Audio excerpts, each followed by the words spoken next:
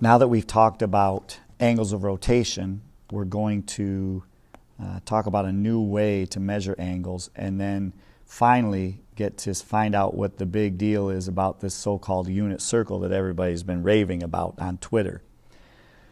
Okay, so first of all, let's talk about what we know. We've been doing angles of rotation, and we have an y-axis and an x-axis, and we have a initial side of an angle and a terminal side, right? So here's the initial side. The terminal side is where we end when we draw an angle. So let's just draw an angle theta. Let's say theta is over here, and it ends at the terminal side there. That's not exactly a theta. And that might be what, 100 degrees? Okay. So this angle of rotation is the beginning of, and that doesn't look like 100 at all, it looks like 1,000. So let's just try and make this a little bit better. 100 degrees with a little symbol there. That looks a little bit better. So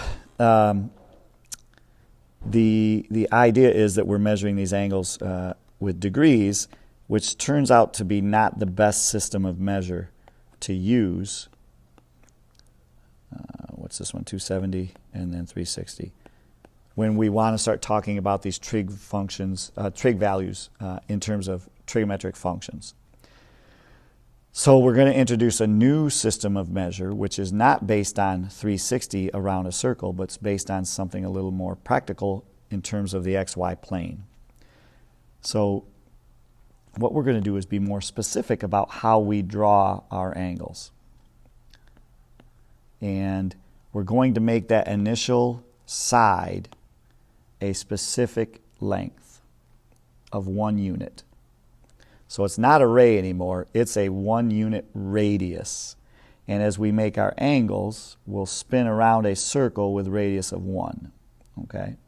So imagine instead of using a ray like we did on this last example, we take a radius of 1 and we make our angles that way. When you do that, you create what we call a unit circle, right? If we had all the way around, that circle has a radius of 1, right? The radius equals 1. That is what we mean when we say a unit circle. But before we get to the unit circle, let's talk about these radians. So rather than basing our measuring system for angles on 360 degrees around a circle, right? A degree is 1/360th of a rotation, a complete revolution. We're going to base our measurement on something else. We're going to base it on this unit 1 radius. So imagine if I could grab this red line segment, this red radius, and pull it off the picture so that it was like a spaghetti noodle and it was wiggly, and I could manipulate it, and I could lay it along this circle. That measurement is 1 radian.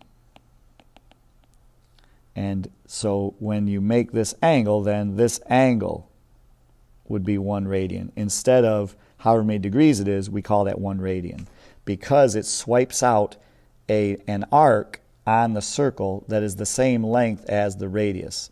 It's a 1 radius, 1 radian. Now, that's an interesting way to measure these angles. As it turns out, as you work your way around the circle, you could actually fit almost 3 of these in before you get to 180 degrees. It's actually 3.1415926 of these radians to get to 180. And I hope you remember this number because we usually refer to that as pi. So to get around half of the circle, it takes pi of these radians. And then if it's pi halfway around, it's 2 pi when you get back to the top. Okay, so I've started to describe these and my picture's getting a little bit congested, so I'm going to start a new slide and just summarize what we know about these radians before we start doing some problems. So let me say again what it is we're trying to do. We're trying to get away from using degrees to measure angles. We want the measurement of the angles to be based upon some measurement in the coordinate plane. We're basing it on a 1 unit length segment, the radius of a circle. And so let's go ahead and draw that circle in. So this 1 unit length there if we were to take that measurement off and just, like it's a spaghetti noodle, and apply it to the curve, that is the distance that makes an angle of 1 radian. And now everything that we're measuring on the circle isn't based on some number 360, it's based on the measurement of the radius of the circle. Measurements. Okay, so it takes 3.141596, in other words, pi radians to get to here. If it takes pi radians to get to 180, it must take pi over 2 radians to get to 90. And it must take 3 pi over 2 radians to get to 270, and then of course it takes 2 pi to get back to 360. We always start at 0. So we're making a conversion from 0 to 360 to 0 to 2 pi. Now, we're going to have to start being able to think in terms of radians, and so 2 things we need to be able to do. We need to be able to convert from degrees to radians, and we need to be able to go from radians to degrees. I don't even know if that spells radians. Pretend it does. 2 degrees, okay? So essentially what we do is we just set up a proportion. If we want to go from radians, from degrees to radians, you start out with the fraction pi over 180, because pi is the same as 180 in terms of that halfway revolution. And then whatever degrees you know, you put down here on the bottom, and the radians are what you're trying to find, so you put x here. And then if you solve this proportion, you come up with a handy little formula for finding radians. I'm running out of space here, but if you were to just solve by multiplying both sides by d, you get x equals d for degrees. Let me switch colors here again. You get x equals d times pi over 180. And that is our formula for going from degrees to radians. The radians equals degrees times pi over 180. And I'll show you on the next examples how that math works out. Before we do that, let's get a formula for going from radians to degrees. If we're going from radians to degrees, I start with the opposite, goodness, the reciprocal representation of a half turn. So I start with 180 over pi. I start with 180 over pi, and that's going to equal my radians on the my degrees I'm trying to find over the radians. I wanted that to be red, just like the other one. And then, of course, to solve this proportion, we're just going to multiply by r on both sides. That tells us that x is going to equal radians times 180 over pi. That's how you solve for degrees. And when we get to the next slide, I'm just going to write down those 2 formulas. And I'll show you how we answer these conversion problems. Okay, let's clean this off and look at some examples. So in these problems, we are asked to convert from either degrees to radians or from radians to degrees. From 2 through 5, we're doing degrees to radians, and from 6 to 9, we're doing radians to degrees. So let's just crank out a few of these. On problem 2, we want to convert 30 degrees into radians. And remember, our formula was take the degrees and multiply by pi over 180. And so I'm just going to do that. This is going to equal 30 pi over 180. And we don't mess with the pi, but what we can do is reduce the 30 and the 180. I happen to know that 30 goes into 180 6 times. And so this converts directly to pi over 6. We cross that out, but I got to put the 6 down here. So this answer is just pi over 6. Take the degrees, multiply by pi over 180, and you get pi over 6. Let's look at number 3. Number 3, we're supposed to take the degrees, 75, multiply by pi over 180. And then that starts out as negative 75 pi over 180. And then we simply reduce this thing if we can. I think 5, this 15, 5 goes into 75 15 times, negative 15 pi.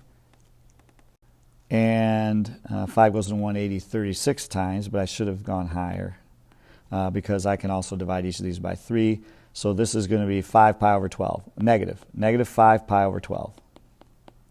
So after you set the fraction up, like we did here, right, we basically just write the degrees next to pi and then divide by 180. We don't divide this out in a calculator. We just reduce the fraction until we get to the radians.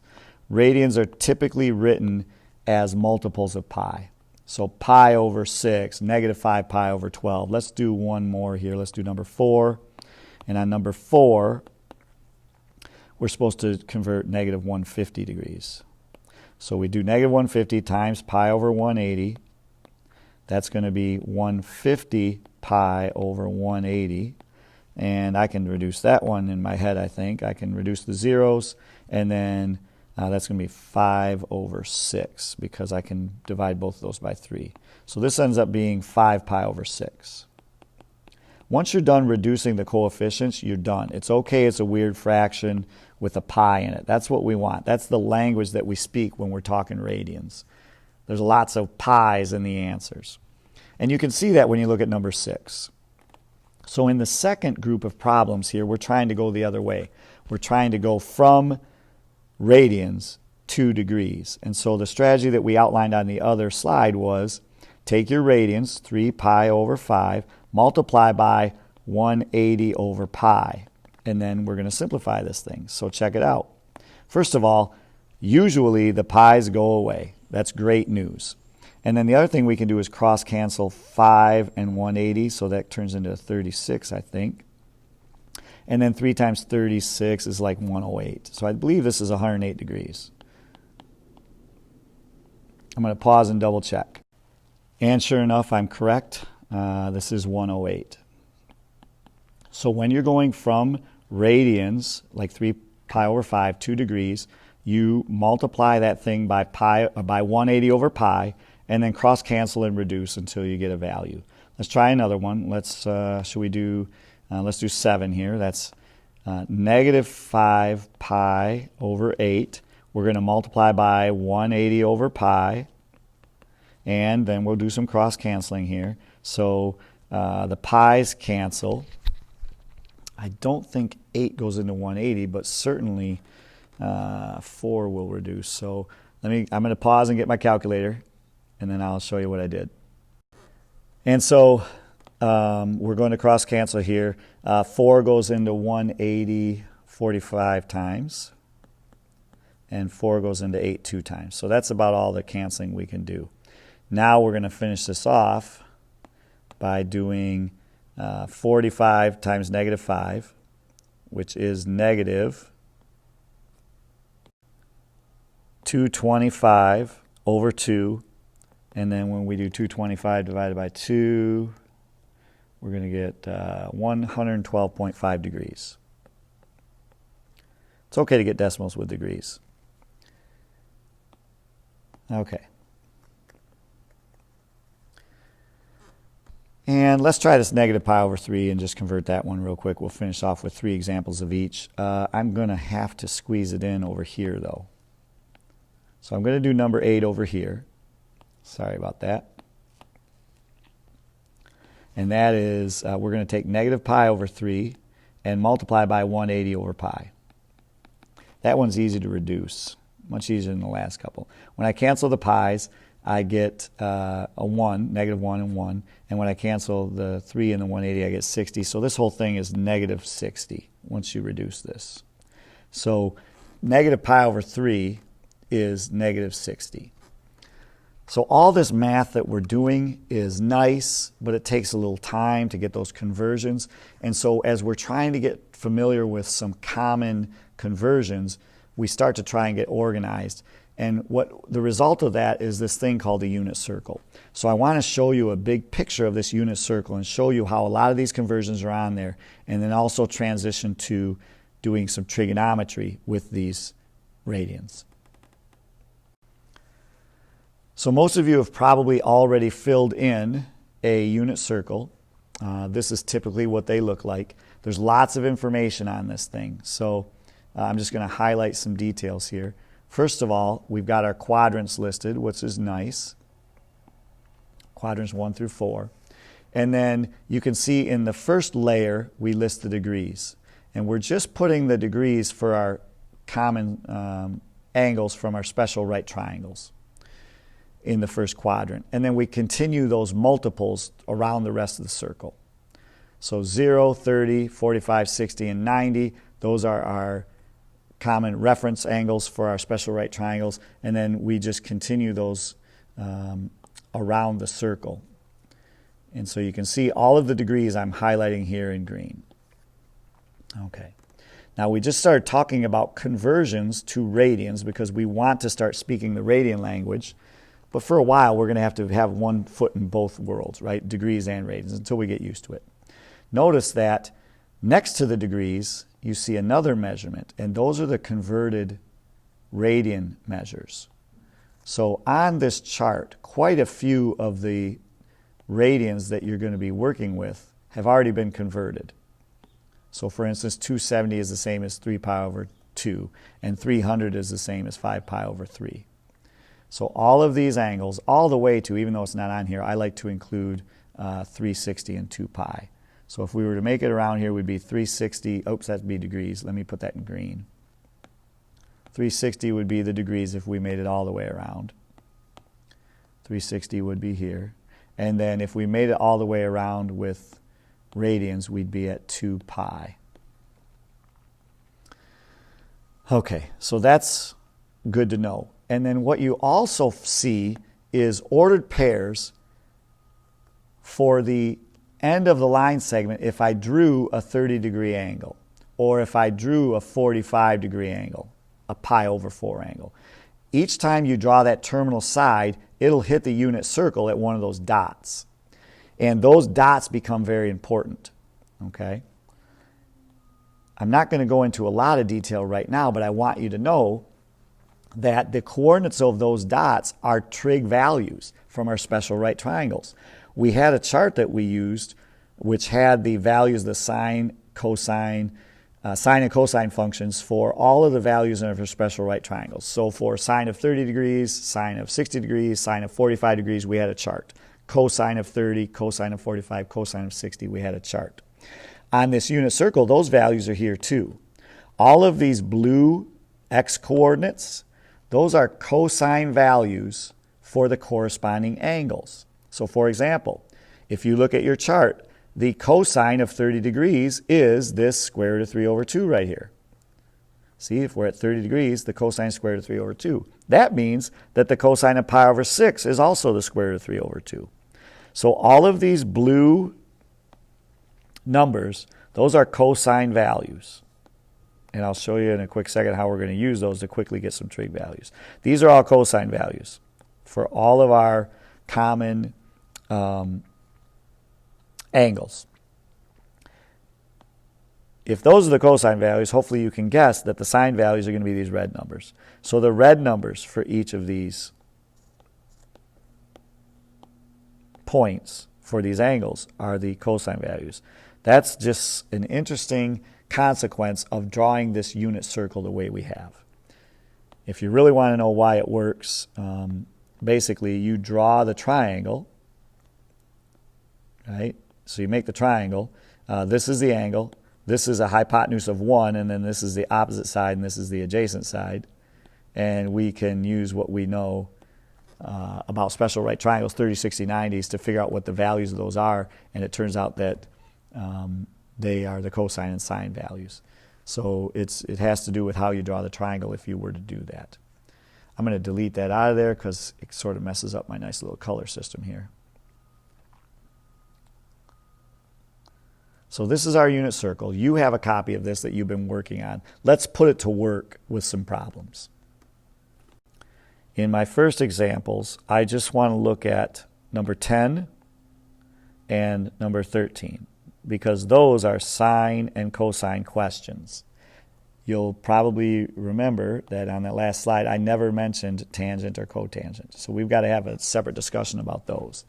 But for sine of 150, turns out if you have a unit circle available, there is an easy way to find the sine of 150.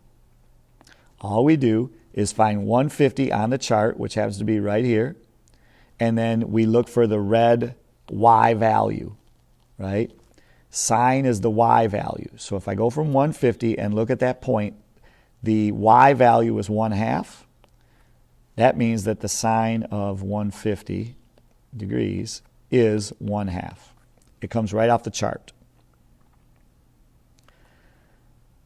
Prior to just now, we weren't able to do the sine of 150 because that's not an acute angle and we couldn't draw it in a triangle. But now we can do it. Okay, and this is essentially how your calculator works some of this stuff out too. That's a stretch, but you get the idea. Okay, let's do the cosine. The cosine of 2 pi over 3. So I look for 2 pi over 3 on the chart. 2 pi over 3 is right here.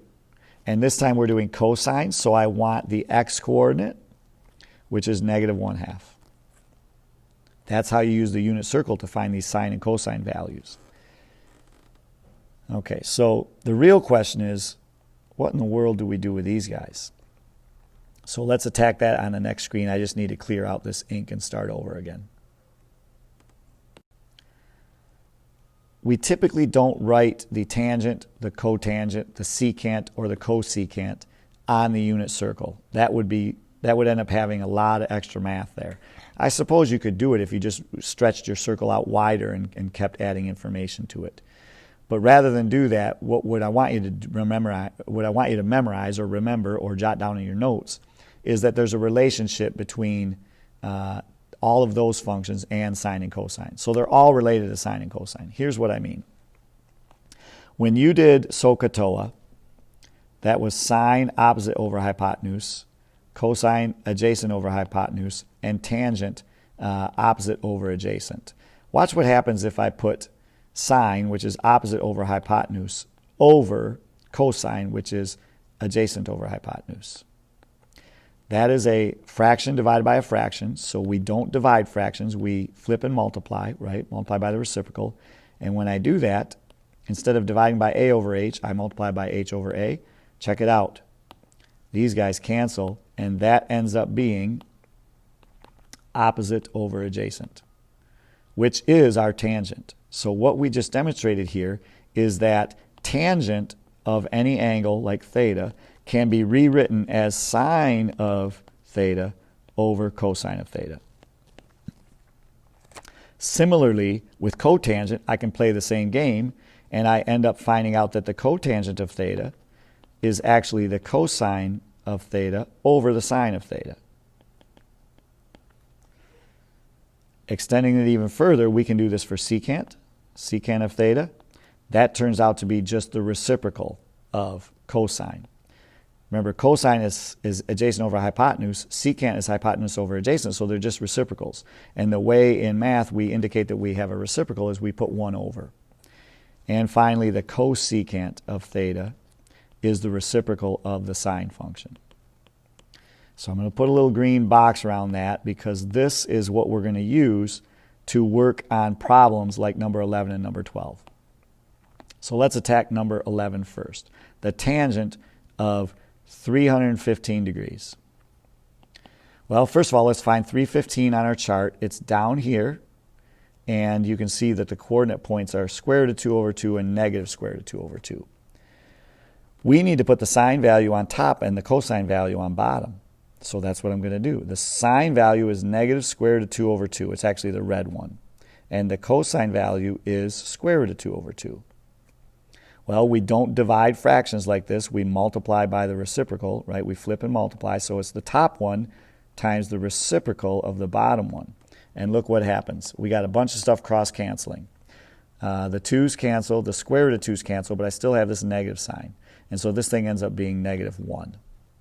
So the tangent for 315, the answer to this problem is -1. We can do the same strategy with cotangent of 11 pi over 6. 11 pi over 6 is way over here on the chart. And here are the sine and cosine values for that function, for that coordinate. So the cotangent of 11 pi over 6 is going to be, this time it's cosine over sine from our little green box here. So I have to put the cosine down first. The cosine is the blue number, that's square root of 3 over 2. And I have to divide that by negative 1/2. Remember, we flip and multiply, so that's square root of 3 over 2 times negative 2 over 1. You flip it over. The 2's cancel, but the negative sign doesn't. And this thing ends up being negative square root of 3 over 1, which is negative square root of 3. So the answer to, oops, not that one. The answer to cotangent of 11 pi over 6 is negative square root of 3. It actually is even easier if you have to do secant or cosecant. So let's just quickly, let's do something like the secant of 5 pi over 6 over here on the chart. Secant is the reciprocal of cosine. So that means I just have to take this cosine value and flip it over. So if I were going to do secant of 5 pi over 6, that would equal negative 2 over the square root of 3. And for now, we're not going to worry about getting that radical out of the denominator. Don't worry about that. We're going to leave it like this because we can always practice rationalizing the denominator later. Okay, there's been a lot of stuff going on in this video trying to help you see how we use the unit circle to find some trig values and also do some conversions of angles. We've got one more example that we need to go over, and then we'll get you out of here. So the last thing I want to talk about is using the unit circle. So I'm going to cross off reference angle here, and I'm going to say use the unit circle, since that's what this video has been about, to find the exact value of sine and cosine for each of these angles. Okay, so here we go. For number 14, we want to do sine of 240 degrees. So we find 240, which is right here, and we want the y value, so that's negative square root of 3 over 2, and we are done. Sine is the y value for that dot, negative square root of 3 over 2. Cosine of 240, because that's the other thing we have to do, is the x value, which is negative 1/2. Let's just do 16. This is number 14. We'll do 16 and we'll call it a day on this video. For 16, we have to do the sine of 7 pi over 4. 7 pi over 4 is way down here on the picture.